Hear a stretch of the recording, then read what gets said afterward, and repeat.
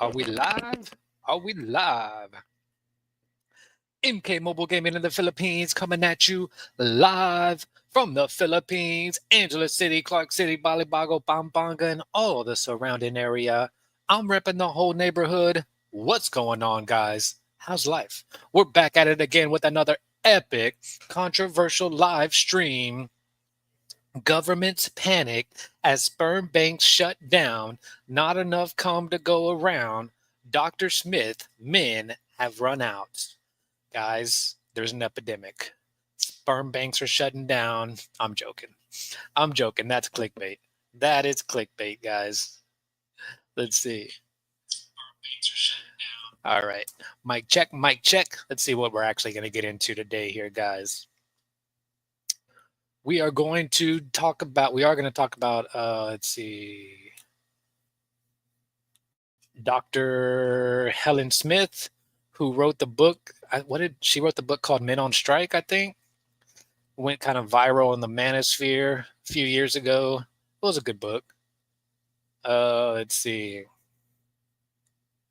Oh, here we go. We're going to do Manosphere Highlights Daily. It's been dropping some gems. We got a former judge blows the whistle on anti-male bias in the family court. What they don't want you to hear. This is going to be some good stuff here. We got to get into this, guys. Who work in it.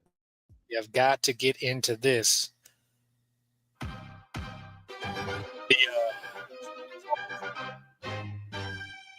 I was reading one. It was funny because it said the only reason he's talking about this is because it directly affects him now. Otherwise, he wouldn't even be talking about this. He wouldn't have made this video. And I've seen this too with some other judges. Like one judge found out his kids weren't his. So he made a video, talking about, not really talking about the system being corrupt, but still, it's funny when it happens to the judges who enforce these laws on men. And now they're under the same law. Like they think they're not going to be put under the same law. There was an epidemic of them in the 1980s, and the mere making of an allegation could keep a father from seeing his children for... In the 1980s, this is also around President Ronald Reagan passing no-fault divorce, and President Ronald Reagan saying that they were going to start to crack down on collecting child support. So they had child support before, but they weren't really enforcing the collection of it until the 1980s, alongside with the no-fault divorce. They knew they were single-handedly about to destroy society. Some years. And destroy America. While the matter wound its way through the system. Welcome to Manosphere Highlights Daily. And shout out to Mr. Nicholas for sending this one in. Salute! This video comes from the YouTube channel, The Other Side. And trust me, it's one of those rare moments when the mask slips and the truth comes straight from the inside. We're talking about a former Australian family court judge, Australia, Lindsay, who's pulling no punches. He talks feminist ideology, political pressure, and how the family court system is flat out broken. His words, not ours. His experience from the inside. And the result, men getting dragged, not because of justice, but because of an agenda. So in this one, we're letting them cook. Because when a former judge starts speaking like this, you shut up, you listen, you take notes. Then at the end, I'll break it all down and add a bit of extra spice, especially when it comes to the corruption he's pointing at. Let's get into it. Now it's time for us to get into this and do what we gotta do. Men, ain't we? Has spoken openly about the influence of feminist ideology and indirect political pressure on the court. Indirect this interview was conducted political and posted pressure this week online by respected men's. What exactly does indirect political pressure on the court mean? It means direct. Rights campaigner, friend of the other side, and journalist Bettina Arndt. Friend of the other side. Of the court and the judges who work in it, Adelaide barrister and former family court judge Stuart Lindsay told Bettina that our country's family court system is in enormous trouble. He says the problem isn't on... Your country's in enormous trouble when your family court system punishes men, takes fathers out of the home. This is all what ultimately leads to the global population decline. At some point now, especially because we have the internet, men can go online, watch these videos and be like, whoa, wait a minute. I'm not going to get married or have children because that sucks.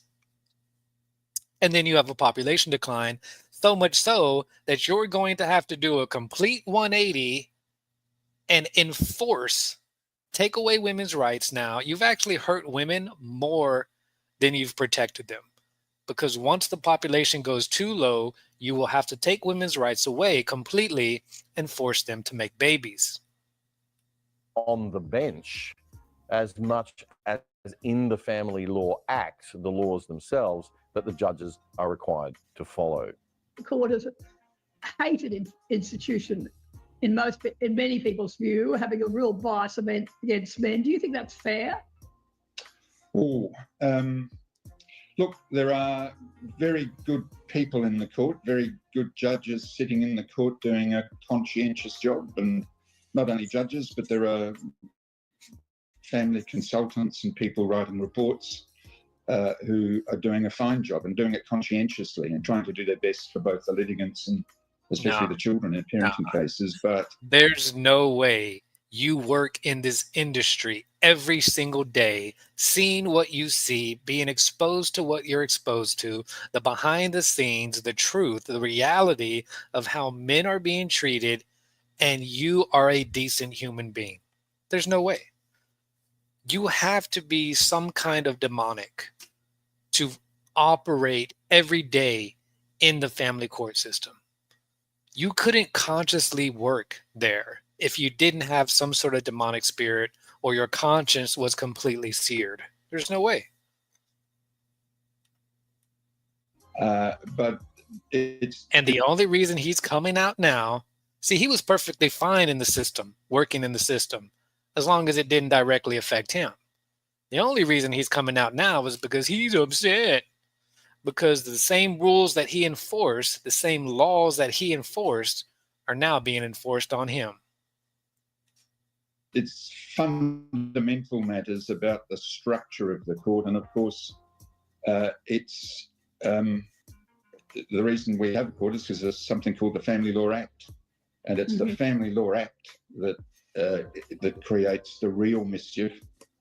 Mr. Lindsay says the Family Law Act, the laws themselves, have been a political plaything for decades. Politics brought it into existence under Lionel Murphy back in the 70s, and politics plays with it with every change of government. And so over that last 50 years, particularly the parenting provisions and the property division parts of the Family Law Act have changed and changed fairly distinctly with changes of government. And of course, mainly you'd have to say left-wing Labor governments. Oh dear. Mr. Lindsay says that the Labor governments are more influenced by feminist doctrines. More influenced as they are by feminist doctrines, particularly in the 80s and 90s, and there's been a recrudescence of that since about 2013 under the Gillard government and a particular Attorney General under the Gillard government.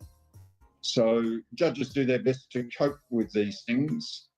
They do their best to ignore them if they can. They do their best to ignore them. Ideological strictures that are baked into the Family Law Act.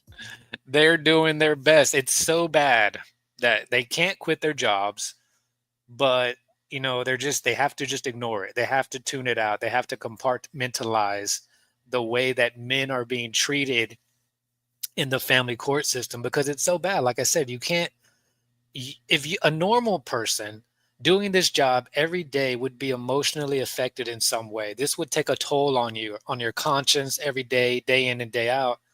If you weren't a demoniac or, just complete sociopath. You have to be a crazy person or a demoniac to work in the family court system on a daily basis and not have some sort of emotional breakdown and quit your job, because you're seeing people's lives be destroyed every day. You're seeing families be destroyed every day. I mean, this is depressing at the least to work in this field. So I don't know how you do it every day. I don't know how these people do it other than they are complete demoniacs or sociopaths. And they do the best they can. I've made many good friends in the court. I know that men and women sitting as judges in the court do their job conscientiously, but No, you've got to bear in mind they don't do their job conscientiously. There's no way they have a conscience. You can't do this job with a conscience. You would never have been considered for this position if they knew you had a conscience.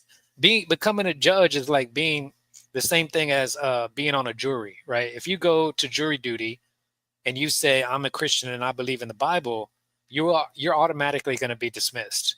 You're not going to be chosen to sit on that jury. And it's the same thing for a judge. They vet you out. They know if you have some kind of conscience that's going to contend with what they are going to ask you to be doing to these people and to these men. They have to know that you are completely sold out to the devil before they would even allow you to have that position of judge. The building, the superstructure is that Family Law Act, and it has contained and it's promoted great wickedness. Throughout Australian society now for 50 years. That's an interesting choice of words. Great wickedness. Density is a tool to record your DJ set and master it after. Density connects to DJ. Very interesting that he would use that word, wickedness. Great wickedness. Oh, see, this guy even called it out too. Even the news anchor noticed, hey, why would he use that word? See, they're mad because he's kind of like on the sly exposing the demonic realm of this whole thing. He's making it spiritual, and they don't want you to know it's spiritual. That's another way they can keep this charade going, is because you guys have no idea what you're actually battling against. They don't even want you to know you're fighting the devil. They want you just shadow boxing. You don't even know what you're hitting at. You see, once you realize you're up against the devil, then you have a target. They don't even want you to know where the target's at. Wow. The great wickedness plays out primarily on fathers and men in the form of false sexual abuse allegations. Mr. Lindsay says there was a sudden tidal wave of sexual abuse allegations in the 1980s. Sudden. I wonder what would have made a sudden tidal wave in the 1980s. Now, I don't know about Australia, but in the 1982, and the reason I know this so well is because I was born in 1982, this is the year that Ronald Reagan instituted no-fault divorce. So I'm just gonna assume that maybe Australia was on the same track as America around the same time in the 1980s. They were instituting some laws that were in favor of women, and then women were taking advantage of those laws, combining them with some other laws that the lawyers were saying, hey, if you just accuse him, that's going to make him look bad. And the judge, just the accusation, you don't need proof, just the accusation is going to make the judge give you the kids and take away all visitation rights from him. And he's saying it's like it's a coincidence it's not a coincidence when you combine no-fault divorce with false accusations. The court was The reason that the false accusations were on the rise in the 1980s is because the divorce was on the rise in the 1980s because of no-fault divorce. And this is when women were learning how to manipulate the system and to use the system to their advantage. The unprepared to deal with those kinds of matters, as was the other institutions. Sexual abuse matters were there was an epidemic of them in the 1980s, and the mere making of an allegation could keep a father from seeing his children for some years while the matter wound its way through the system. some A years. former family court judge, Stuart Lindsay, speaking to Bettina Arndt this week. Mr. Lindsay says that the psychologists and doctors who gave evidence in the 1980s against accused men also had their own professional issues. Psychologists and doctors who gave evidence and provided reports. The news anchor, like you can tell that the tone of the news anchor is like he's trying to basically discredit this man just by his tone. He's like, this is a joke. This is ridiculous. I can't believe this man would say such things. But he's a judge and you're just a news anchor. Like, what the hell do you know? In those matters, the methodology was primitive back in the 1980s, and it took some very brave psychologists and psychiatrists and doctors to clean that up. Great damage was done in the meantime. So we recovered from that. The methodology was primitive. So what that really means is that they basically got any, therapist or counselor who would do anything for money. That's what it was. It wasn't primitive. It was just like the most, unprofessional professional they could find that would do anything and say anything for money. John Howard, who eventually got around to making some structural changes to the Family Law Act, and we had that, just to try and give an overview of it, we had that period under Darrell Williams when the so-called Family Law Reform Bill was introduced, and then at the end of Howard's government, as I say, with the Gillard government, and then Rudd, and then Gillard, and then even under Turnbull, Abbott didn't do a lot of fiddling with it. We find more and more, Part 7 of the Act, that's the part dealing with parenting, we find these strange ideological invocations inserted into the Act to try to ensure that judges have the right, or provide for the right outcome in accordance with the prevailing, invariably feminist ideology. Wow. He said the quiet part out loud. Wow. That's former family court judge Stuart. The news anchor is hilarious. After everything he says, he's so shocked. Wow, can't believe he would say something so crazy. He's the judge. He's literally the judge, the man with the experience, the man, like if anyone's going to talk about this, if anyone has any knowledge to speak on this topic, probably the judge, but the news anchor is acting like, oh, what? Oh my God, it's so shocking that he would make these kind of statements and accusations. Lindsay bravely saying what needs to be said, what needs to be discussed, and what needs to be addressed and changed by our current crop of politicians. He makes it very clear in this interview that the problem is the feminist bureaucrats. The personnel on the court might change and the attorney generals might change, but the bureaucracy, the Commonwealth bureaucracy, it continues on. And so it's really the bureaucrats who designed and assisted the politicians in writing and rewriting provisions of the Act to try and get specific outcomes. And this has always been about population control, whether they were trying to grow the population or they're trying to decline the population. The problem, and I think it's always been to grow the population. They wanted, because what happens is married people were being responsible and they weren't having more children than they could afford to have. So they had to separate the family, turn the women into single mothers, promise them free money to encourage them to get pregnant and have more children, single. And that's what we see. We see more of these women, these single mothers, having multiple children from different fathers, as opposed to a family unit. Like a family unit with a mother and a father might only have one child or two children at the most, because they know that they can't afford to have more children.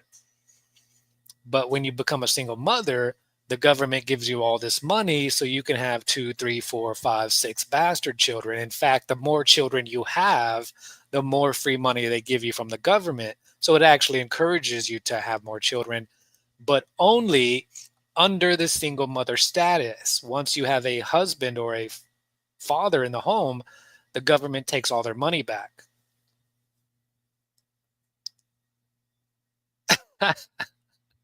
Well, it's a very valuable commodity, probably one of the most valuable assets, most underrated valuable assets on the earth. I mean, really think about it. I mean, when we think about, we're talking about family court right now and child support. When you think about how much you pay in child support through your lifetime, how much a man pays, maybe he pays minimum average $1,000 a month. It's $12,000 a year for 18 years. What is that? Might need a calculator here. My brain's not working. Didn't drink enough coffee. Let's see. We got 12K for 18. See how much that comes out. And this is just average. This is not even like an extreme case. That's $216,000.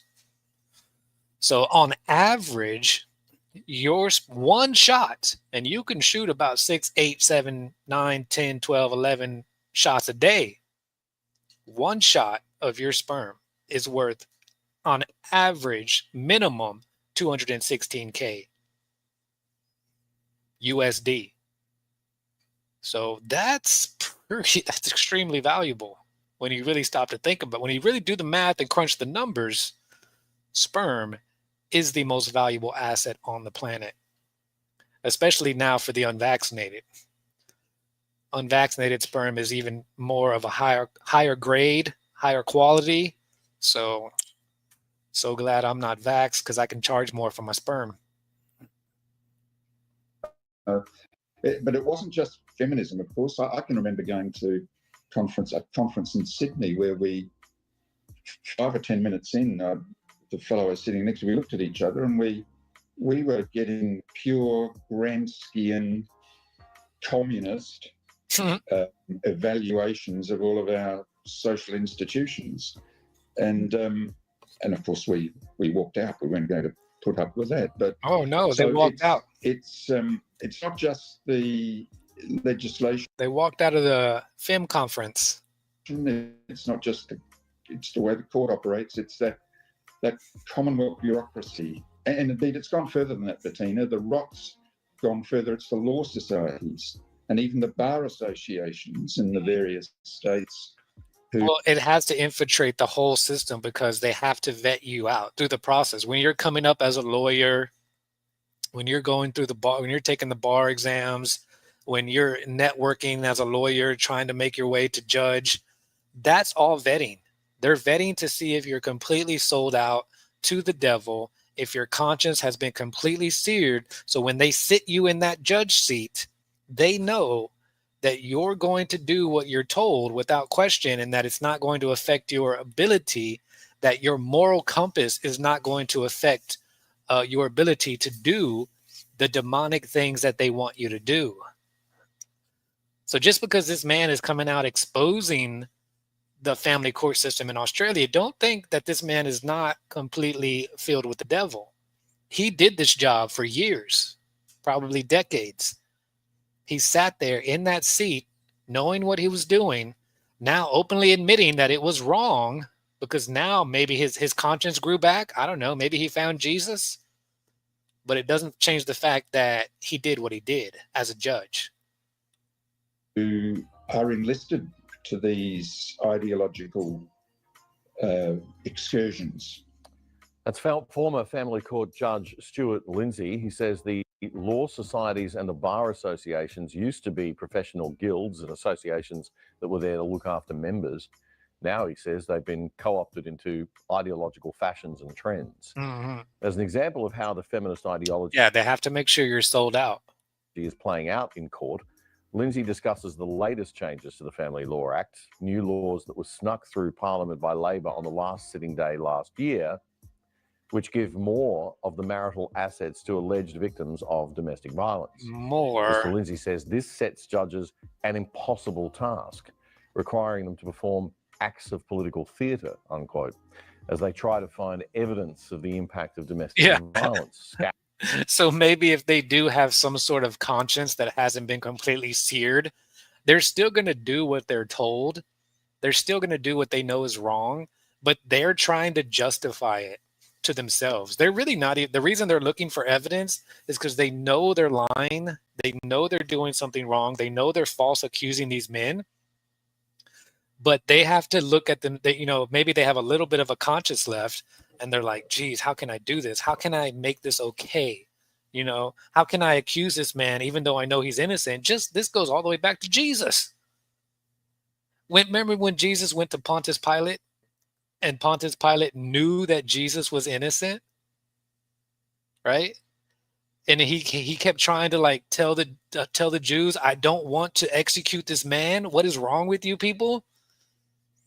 That's what these judges are dealing with. They're like, I don't want to have to accuse this man of false accusations. I don't want to have to pass judgment on something that I know is a lie. So they're desperately trying to find some evidence so they can sleep at night. It's like, all right, I got to find something, even though I know in my heart of hearts this is a lie. But let me find something that can kind of give me some peace of mind after I pass this false judgment on this false accusation against this man.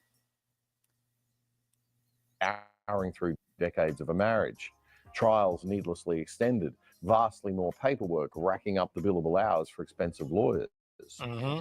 What Mr. Lindsay says will be, quote, a huge waste of resources, unquote. And for the families concerned, the pain, the distress will be needlessly intensified. Well, it's a waste of resources for the man and the family, not for the court and the judges and the lawyers. They're getting paid. They're getting the resources. And the kids get affected. That's the most important thing. Lindsay also shares strong views on other key failings of the court, like the failure to enforce parenting orders and the lack of penalties for false allegations. Yep. No penalties whatsoever. It's exceptionally rare for a former judge to be brave enough to speak out against the legal... Because they know if they do, they will be removed from their position as judge, and their career will be ruined.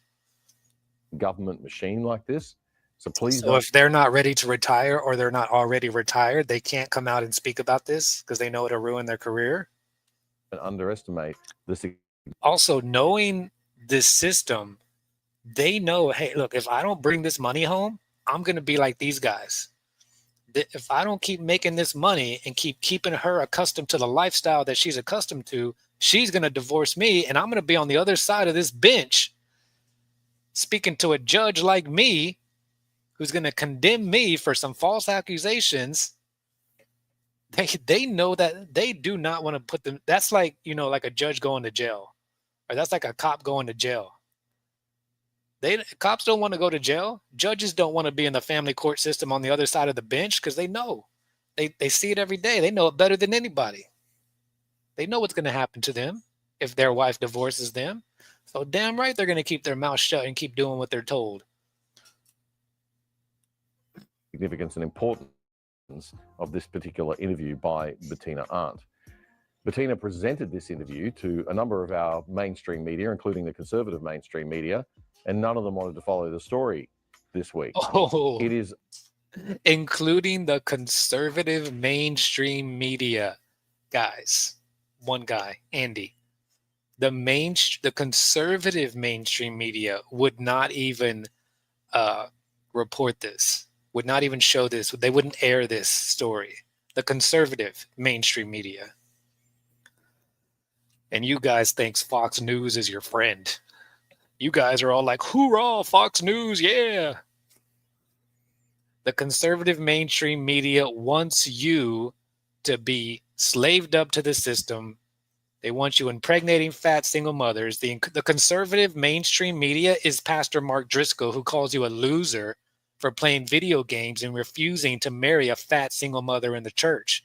That's the conservative mainstream media in America. Yeah, I know, right? That's the conservative the conservatives call you a loser. There's no party. There's no place for you in America as a heterosexual man. You can be a libtard, you can be woke, and they're going to be trying to make you gay and trans over there. They're going to be shaming you because you refuse to be gay and trans. So you can't go over there. because you refuse to date a trans man or trans woman. I don't even know which one is which. Which one is the man pretending to be a woman? Is that trans woman? I don't even know. I'm just going to say trans woman, because like I said, it's confusing. So you can't go to the liberal side if you're a heterosexual man, because you're not going to fit in there, because they're going to say, what's wrong with you? What do you mean you don't date trans men?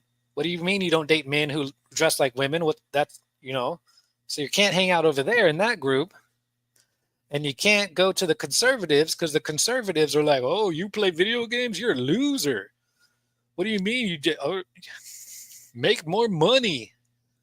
All right, get married. When are you going to man up and marry one of these fat heifers in the church? And you're like, I'm not attracted to fat women. I'm just not. Like, what do you want me to do? And then she has like bastard kids. Like, they're all different colors. They're all different shades. The Daily Wire people were relying on them to be conservative voice of America, but then we found they are not. Yeah, exactly. Yeah, so they're not going to let anything on TV, on social media, that's going to be like not pushing some kind of low-key agenda. That's what the Christian church really does. They're pushing this agenda against men, trying to sell it as if they're for men. They're like, yeah, we really are. We're all about patriarchy here, and the man is the man. But once you start actually going to these churches, they're all like, well, you gotta communicate with your wife, and men or women are equal, and her money is her money, and your money is her money, and happy wife, happy life. And you're like, what the hell? This is not what you guys advertised.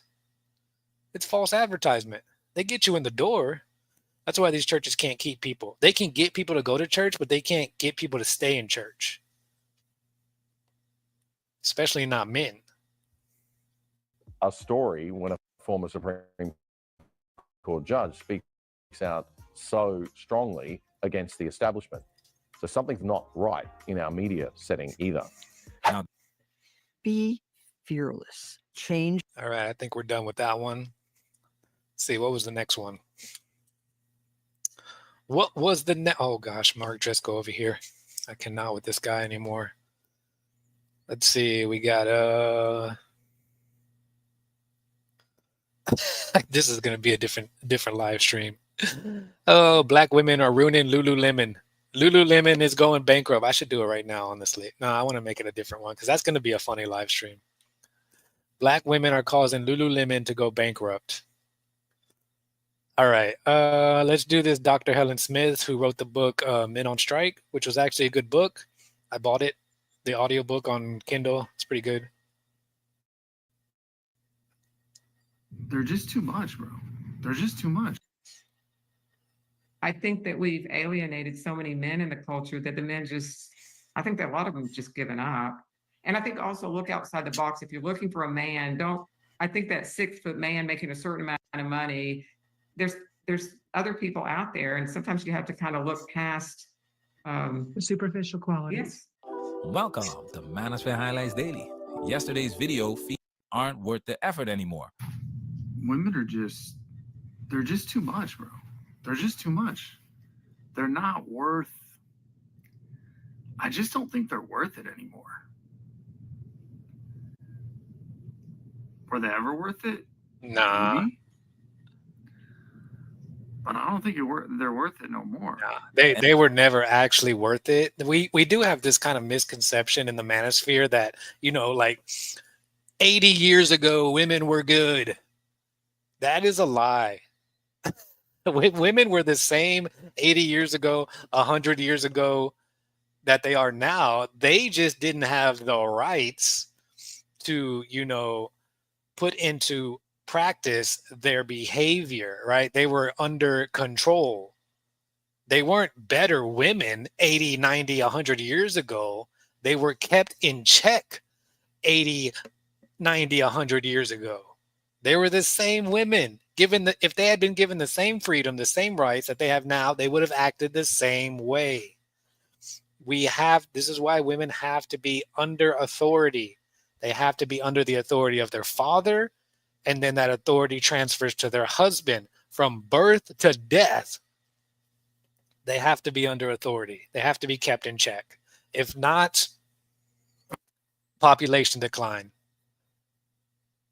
And that's bad. Population decline is bad. You guys are worried about inflation and tariffs and all kinds of stuff. Population decline is going to be so much worse than anything we're experiencing right now. All right, inflation will go way higher with population decline. Rights will be taken away. Freedom will be taken away. I mean, you're dystopia.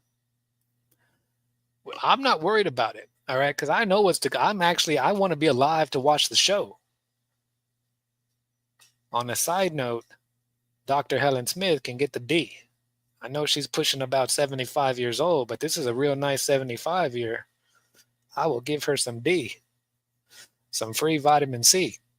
And now, Dr. Helen Smith, yes, the Dr. Helen Smith from the iconic Men on Strike has stepped in and basically confirmed the entire thing. The book dropped 12 years ago, and now in 2025, 12 years ago. it hits harder than ever. She gave an interview with the Atlas Society not too long ago where she lays it all out.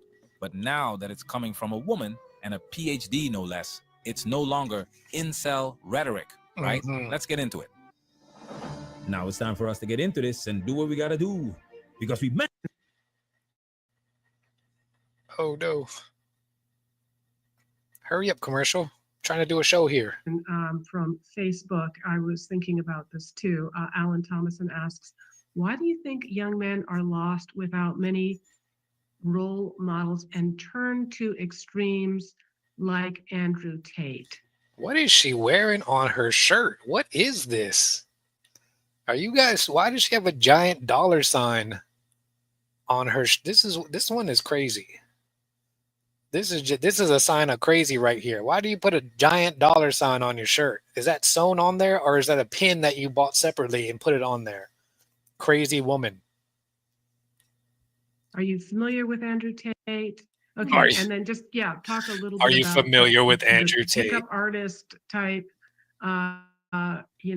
fads out there, and why they're so popular. Well, I mean, she sort of hit on it. The men don't have any role models. Nobody teaches them anything anymore, and they're basically lost. In fact, I think I saw recently that I have a role model. His name is Jesus. I learned a lot from him. I don't need Andrew Tate to tell me how to be a man. And Andrew Tate is just another one of those. And I do, like, there's, to a certain extent, you can listen to Andrew Tate. All right. But just like, there's a lot of these guys out there like Andrew Tate, like Legion of Men, who they're doing this like alpha male persona. And so, yeah, you can become an alpha male, but not to the point where you're still calling other men losers because they can't get women. Like, it's like Andrew Tate's validation comes from his ability to attract women. That's not masculinity. That is just another version, another form of woman worship, really. It's like, I've made myself into this great man that women can no longer resist. I've become, this is my Super Saiyan form now. Look at all these women. Yeah. It's still woman worship. Worship God. My goodness. But Dr. Helen Smith, she can get it. That boys are actually turning to Chat GP to sort of. Don't tell Rachel, but this doctor can get it. She can get a free cup.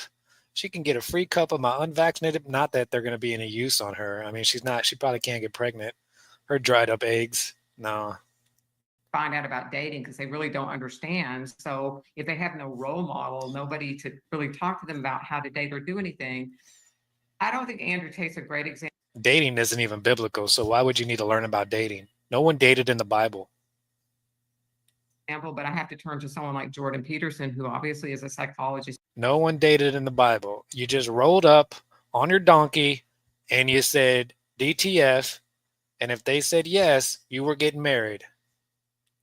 He understands the psychology of boys and men and what they need and want. And I think that those ideas are not bad things.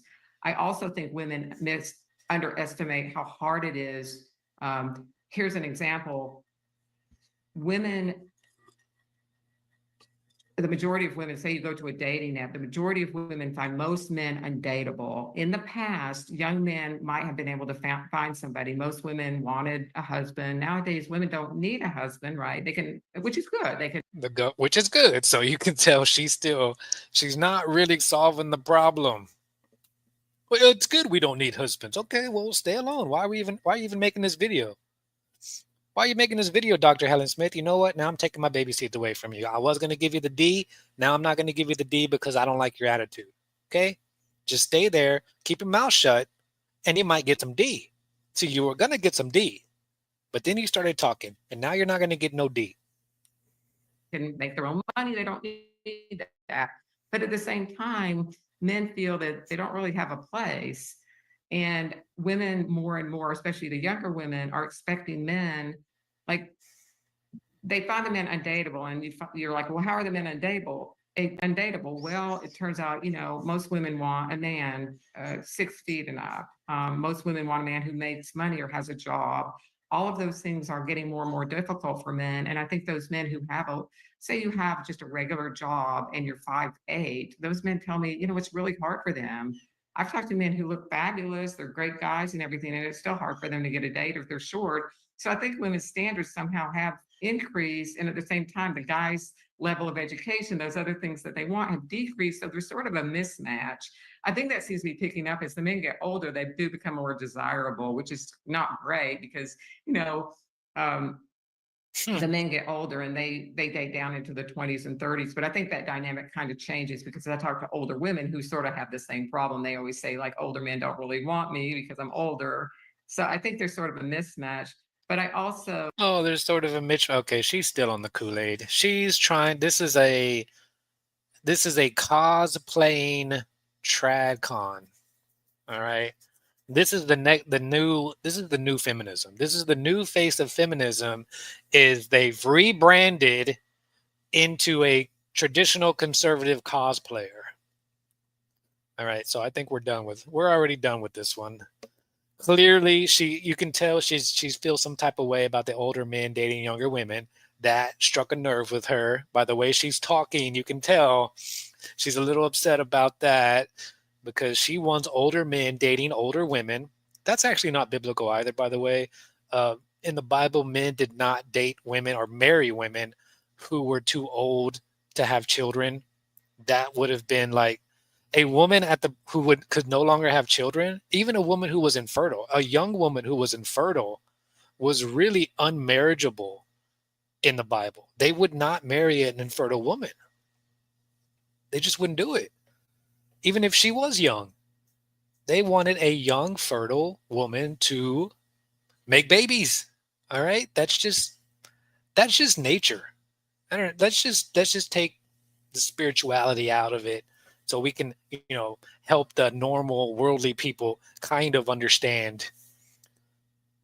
Nature is going to survive. Nature will find a way to survive. All right. And once you're old and your eggs are dried up, you are no longer of any use to the system, worldly, spiritually, naturally. I'm sorry that I know it sounds bad. I know it hurts your feelings, but you're useless. Make babies or just accept the fact that you're useless. The world has no place for you, has no purpose for you. The government doesn't care about you. Once you can't make babies no more free money from the government. That's just the way it is. Sorry for you. The lockdowns are coming. The mandatory pregnancy is coming, whether you ladies like it or not. Women will not admit it. Yeah, they won't. They won't admit it. Yeah, even in the Bible, having a baby was so important in the Bible. Having children was so important, not just because God said, be fruitful and multiply. Christians always think God's always talking about sex because they're always thinking about sex, because they're sex deprived sex addicts. Be fruitful and multiply doesn't just apply to having babies. It applies to every aspect of life. Be fruitful and multiply, make more Christians, make more believers, make more money, you know, multiply your businesses, be successful. It's really what it is. It's God just saying, just be successful in the world. Be fruitful and multiply just means be successful. Christians think it just means make babies. Okay, but that's not what, they weren't making babies in the Bible because God said be fruitful and multiply. They were making babies in the Bible because they didn't have the government to take care of them. They didn't have Social Security. All right, the government wasn't the father, the husband of the women and children. That's why they were being fruitful and multiplying, because they had a system, a God-ordered system, that the husband is the leader, the head of the household. The wife makes the babies grow up, and they take care of mom and dad when they get older. When the babies become adults, they take care of their parents. That was the Social Security program in the Bible. This is why God says, honor your father and mother. How do you honor them? You honor them by taking care of them. All right. You can't just go up to them and be like, yeah, I honor you. I honor you. No, your actions. This is why I just had the Bible study yesterday. It says faith without works is dead. From James chapter 2. Honor doesn't mean nothing if all you do is say it. It's the same thing with love. If all you do is say I love you, it doesn't mean nothing. It's your actions. Love is an action. Honor is an action. This is why we bow to people that we respect in some cultures, or, every culture has their way of showing honor. But we also, the best way to show honor is to be like, hey, I know you guys are old and you can't work anymore. How about you come live with me and let me take care of you? Let me repay the favor of you guys taking care of me when I was a baby and couldn't take care of myself. Now that you're old and you can't take care of yourself, I'm going to take care of you.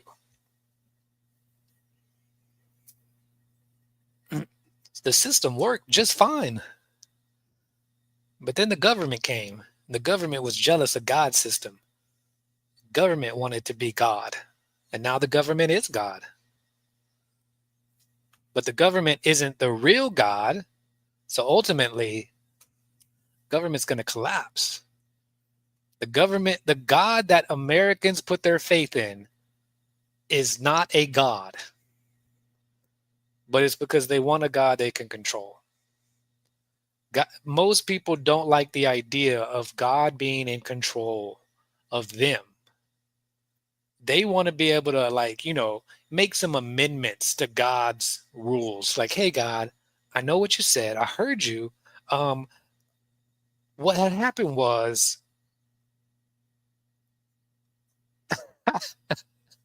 look here, God, we all got together. The whole church, we all came together. We had a meeting. We had a church meeting. And, we talked it over. We know what you said about the homosexuals and everything. But we have decided amongst ourselves that we are going to have a transgender worship leader. So we're just letting you know. We're just keeping you posted on what we're doing here, God.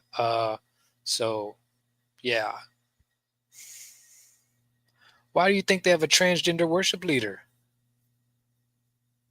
To worship their God, their government God. They ain't worshiping God. You think God's sitting there like, man, this is some great worship. That tranny's doing a good job worshiping me. You think God is okay with the tranny worshiping him? I'm about to do the video since I couldn't find it yesterday. I think I found it today. It's in my history. Let me see. Tranny worshiping video. I found the video yesterday, but not the exact one that I wanted. Oh, yeah, this is the exact one I wanted yesterday from Smart Christian Life. Let's do it. Let's get into this tranny worship. I love Monday.com. What's Monday.com? You don't know Monday.com? This is Monday.com. It's a platform that helps. There it is. There it is. Big old tranny, and then he goes to the mic. How y'all doing out there today? How y'all doing out there? This guy has the deepest voice. Well, how come trannies always have the deepest voice? Trannies have deeper voices than other men. I don't understand why the guy with the deepest voice is always the tranny. How you guys doing out there? He's almost barking like a dog in the mic.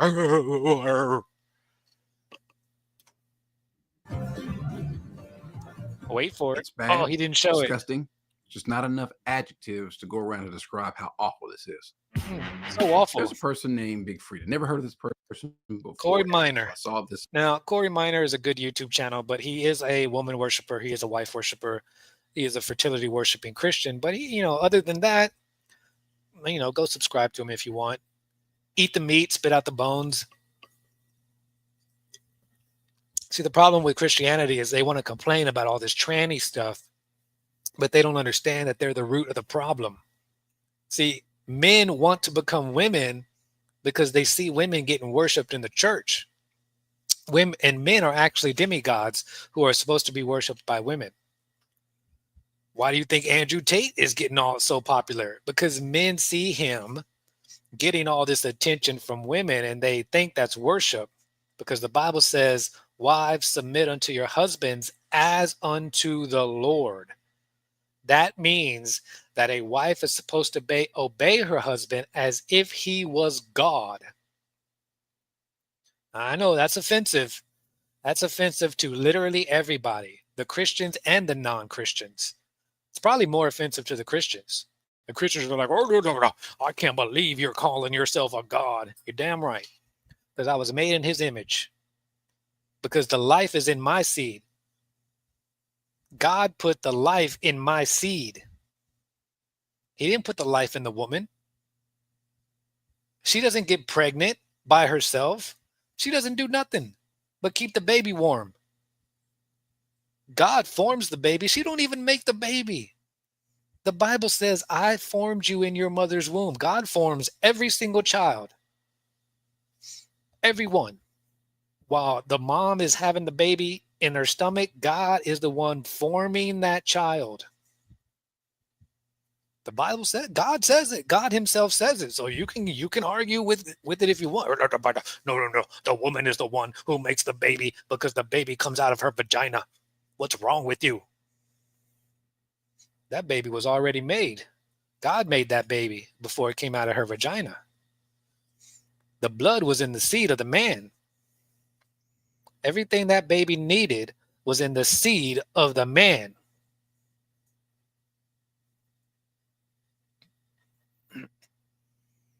And that's why I'm a demigod, because God has given me the power to reproduce after myself. Let us make man in our image. This is why our children are born looking like us. But that's another sermon. This clip. And then come to find out this person is being promoted by people like Beyonce and other folks. This is some big cross-dressing guy. I think I don't know if he's from New Orleans or someplace like that.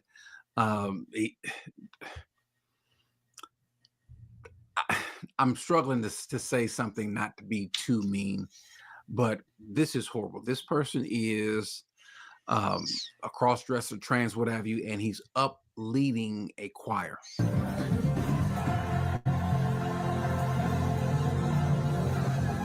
Here we go.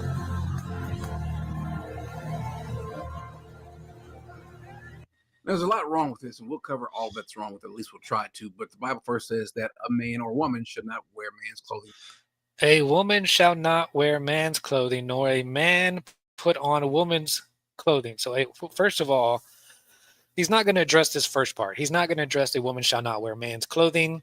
I'm pretty sure he's perfectly fine and okay with women in his church wearing pants, wearing masculine clothing. He's just going to say a man should not wear woman's clothing. Nor shall a man put on woman's clothing. Whoever does these things is an abomination to the Lord your God. Abomination. I don't know if you know what abomination is. Look it up. Not a good thing, Mr. Freedom.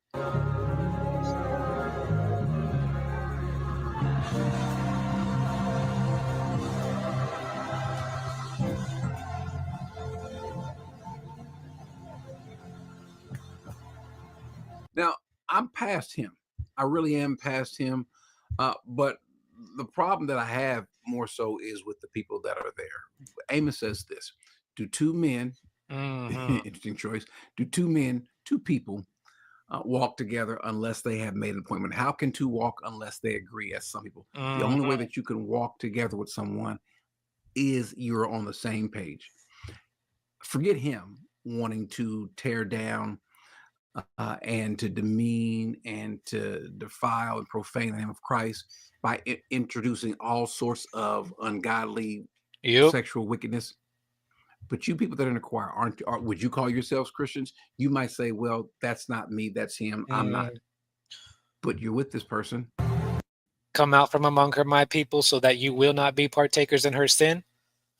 And this is the same thing for women pastors. He's using this transgender, but he ain't gonna make the same argument for a woman pastor, I guarantee you. He's saying all these people right here are bad and going to hell because they allowed this tranny to lead worship. But he ain't gonna say you're bad and going to hell when you go to church with a woman pastor.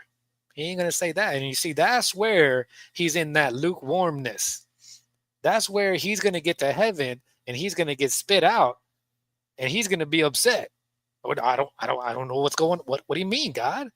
What do you mean? What do you mean you don't know me? I got a YouTube channel. I talk about you all the time on my YouTube channel. And God's gonna be like, nah. You worship women. You don't follow my law. Get the hell out. Get the hell out of my heaven.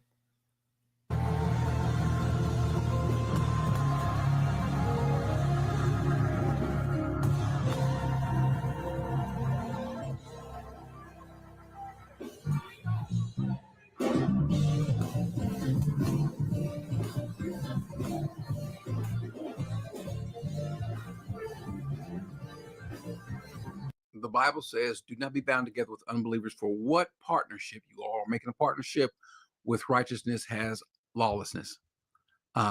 Or what fellowship has light with darkness? What harmony has Christ with Belial? Or what has a believer in common with an unbeliever? Maybe what it is I'm looking at it the wrong way. Maybe I'm looking at this the wrong way. Maybe it's not there's unrighteous with righteous and light and darkness and an unbeliever with a believer. Maybe it is darkness with darkness, unbeliever with unbeliever, unrighteousness with unrighteousness. Maybe that's what it is, because you guys at the very end, you clap and you cheer and listen. Everyone hears his voice. This church was packed. Look at this. Look at this. How you gonna do it out there? That place is packed. Man, it's been a while since I've seen a church that packed. Looks like a revival tent they set up there. Watch this. How you guys doing out there? How y'all feeling out there? So this big man with this deep voice, how y'all feeling out there? And all the so-called Christians are cheering and they think they had a good time. Yeah, it's hard to imagine that you are saved now. It's hard to imagine that you are believers. The Bible says, for this reason, God gave them over to degrading passions, for their women exchange a natural function for that which is unnatural. And in the same way, men also abandoned the natural function of the woman and burned in desires towards one another. Let's drop that a little bit further. And they did not see fit to acknowledge God any longer. You do not see fit to acknowledge God at all. That tells me maybe you are dark. Maybe you guys do belong together. Yeah, they're dark, but Corey Minor is gray. Corey Minor is real gray. He likes to keep 1 foot in and 1 foot out. He likes to do the hokey pokey and turn himself about. That's what it's all about. That's Corey Minor's religion. Women can preach, but trannies cannot. Women can lead worship, but trannies cannot. All right, that's lukewarm. You're going to get spit out. You're the problem.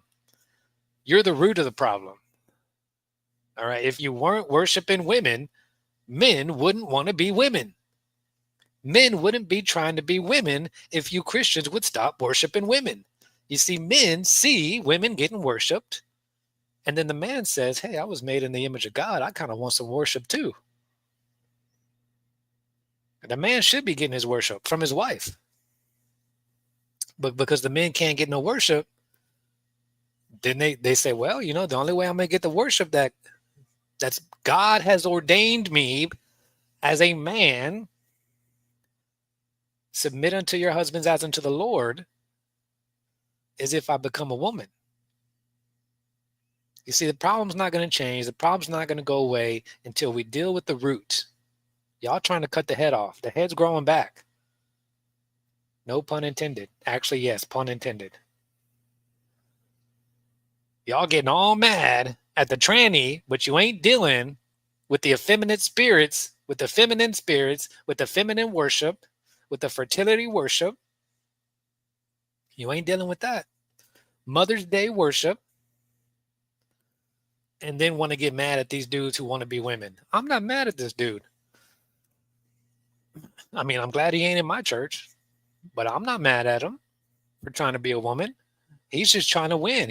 This is how he wins. This is how he wins in life. And he is winning. Y'all mad because he figured out a way to cheat the system and win the game. Win the rigged game. The game that's rigged against him. And y'all mad. What you mad about? You mad there's not a big old fat woman up there leading worship? Is that what you mad about? You want a real, authentic, big old fat woman up there? These big old fat women got deep voices too. You can't even tell the difference with them. Big old fat woman with a, how y'all doing out there? I'm Big Shirley. I'm about to lead worship today. You guys ready for worship? Let me get 2. Let's go. That's what they mad about. They mad that a big old fat woman ain't up there worshiping, that they could worship her big old fat ass. No. We can't have these men leading worship. Can't have no men leading worship. Need a big old fat woman up there, big old fat single mother. See, he's taking jobs away from big fat single mothers. He's taking church positions away from big old fat single mothers. That tranny took somebody's job. That tranny took some fat single mother's worship position. I guarantee you there was a fat single mother that had that position before he did. All right, guys, that's the show for today. I'm out of here, guys. MK Mobile Gaming in the Philippines, signing out.